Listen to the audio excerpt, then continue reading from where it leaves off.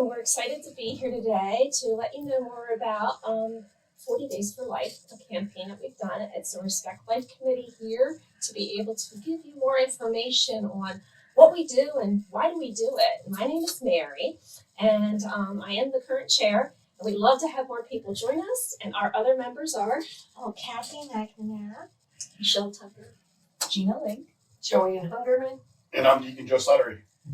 And our deacon is here with us. We're so excited to have him because he is our official leader that we go to for help and guidance, and we're so glad to have him with us today. So we're just going to talk to you guys about 40 Days for Life. What are you doing? Why are you going on that sidewalk to pray in front of an abortion clinic? We've got some successes, and Kathy, I'd like to start with you. Oh, sure. Thank you, Mary. The first time I went to Catonsville, the clinic there at Hillcrest, I had this overwhelming sense that there was a real spiritual battle going on there.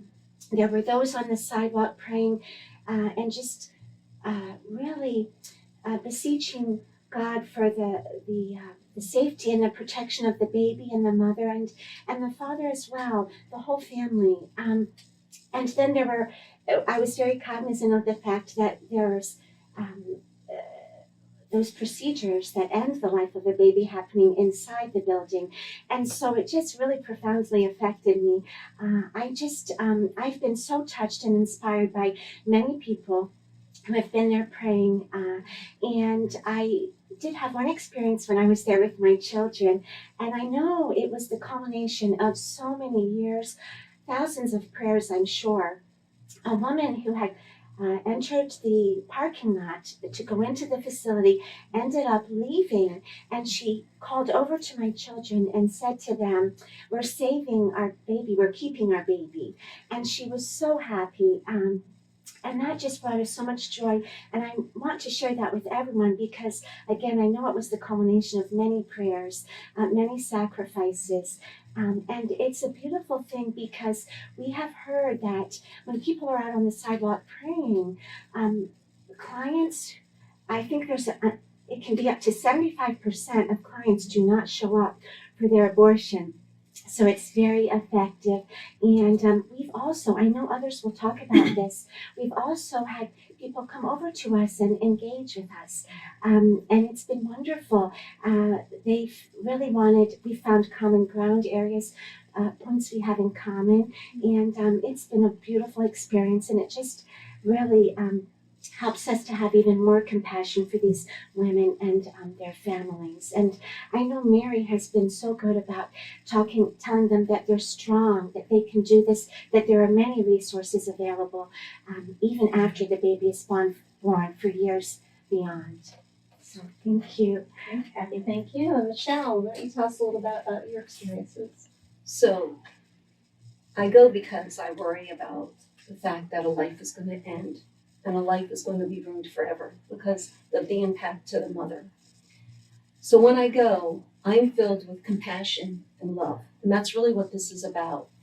And if they see that compassion and that love, there is a sense of peace. And I will tell you that we were approached by a woman named Valerie, and she really wanted to tell her story. And so with love, we just listened. We listened, and what she wanted to tell us was that there's two victims, not just the baby, but the mother.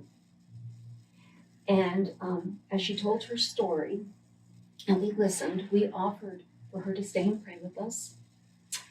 And Mary had a rosary in the rosary card. So we have these available when you come so that you don't need to always know how to say the rosary. Kathy actually asked her name and told us about the pregnancy centers and how we help. And it was an encounter with Christ.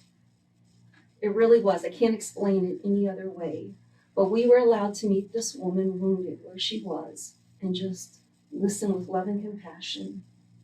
We gave her a sense of peace. And it was a beautiful time too, because it was after the turning over of Roe versus Wade, and there was a real issue about how they were depicting the pro-life centers. And she saw the love. She saw the peace. She thanked us. She actually stayed. And there was a gentleman with her in the background who didn't approach us. And he had called for her to come because they were supposedly meeting someone. But I knew at that point, once she left, that we were able to be the face of Christ to her, and she was able to be that to us. And it was just an encounter of love and compassion. And so I continue to pray for her. And I have to tell you that she blessed me that day, and it was a wonderful experience.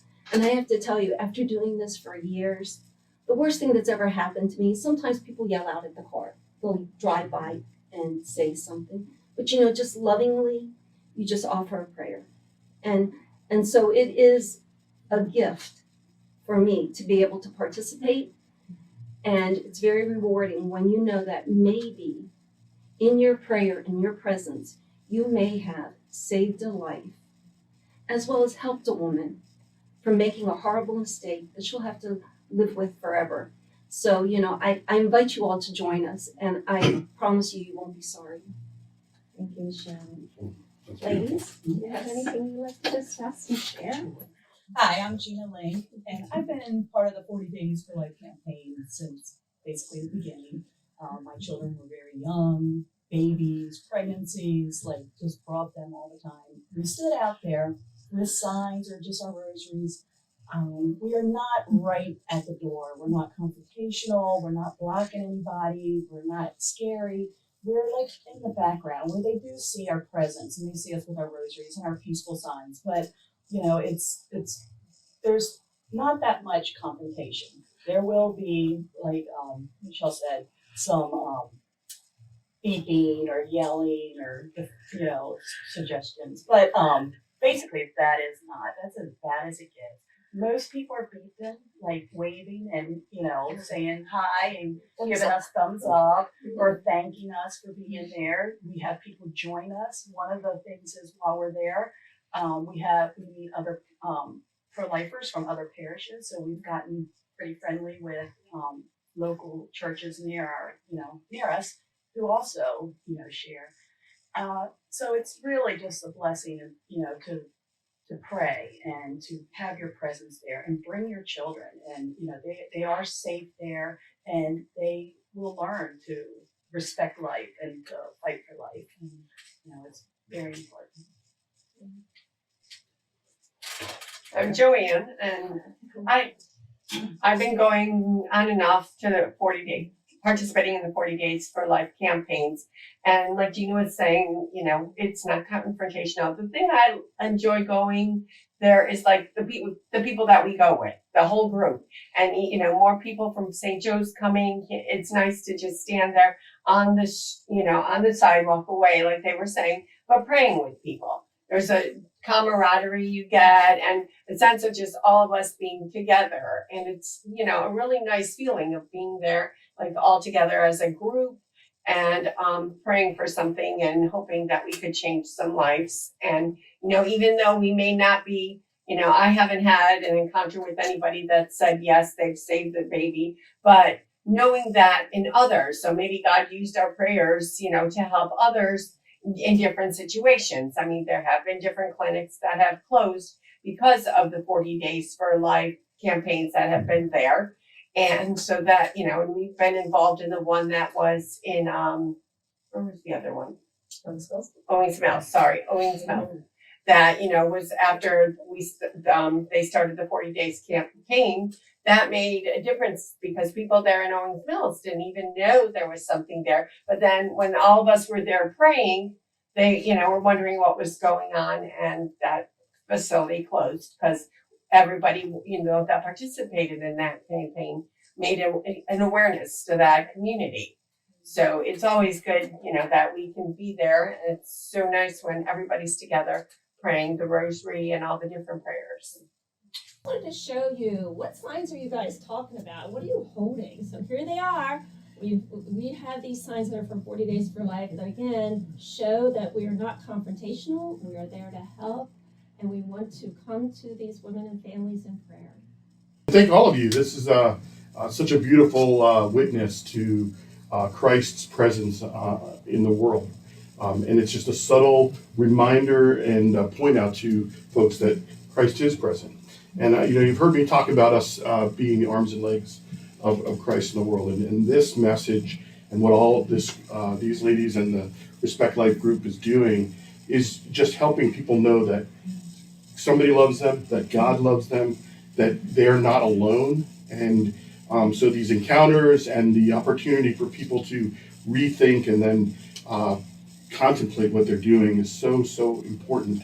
And so this is an opportunity for you to all put your faith in action and to witness to the love that God has for you, for your neighbors, for every human life. And we're one of the things that's really important, or I wanted to point out, is that St. Joseph's is entering a year of the family this year. And so what a greater way as a parish to put our faith in action than to stand up for the family and stand up for the weakest and the most vulnerable among us. And I wanted to thank all you guys for your beautiful contribution in making this happen, because it is a very, very important witness to our faith and our love of Christ. Great, thank you. So I just wanted to say a couple more things about this. We also have a connection with our church. The Catholic Church offers very much so the forgiveness of those who have had abortions. Not only that, they actually have workshops and they have counseling and they have what is called Project Rachel that allows any woman who has experienced this horrible tragedy to be able to have, because our society tells us, unfortunately, that this is okay, but we know in our heart of hearts it's not. And many women, unfortunately, have been either told that this is their best option and that's why they've done it, but we're here to tell you that it's okay. Our church has the forgiveness, the reconciliation, and then our church goes above and beyond and helps you heal if you are in need of healing. So the last story I like to tell real quick is just in reference to, we also had a woman in the fall who pulled over to talk to us. And we could tell that even though she told us she was not hurting anymore, that she was past it, that she was still hurting. She was unable to even tell us her name. She was even unable to tell her husband that she just married about that experience that she just had. So in guidance, we did give her the information, again, about Project Rachel. Because again, we're not there just to save babies. We're there to save the whole family. As Deacon Joe was mentioning, it is a family thing that happens. A child is a life. Life begins at the conception. And we thank you so much for taking the time to listen to us, to consider it, and also to check out the website for Respect Life. On our website and also the Archdiocese has a lot of information about what row going away in the federal level, but still on our state level is. So you can get your questions and answers there, and we will also be out at the Narthex on the 7th and the 8th getting information about that out, and you're welcome to stop by and ask us any questions you want at that time, or again, check the website out to get in touch with us. Thank you so much.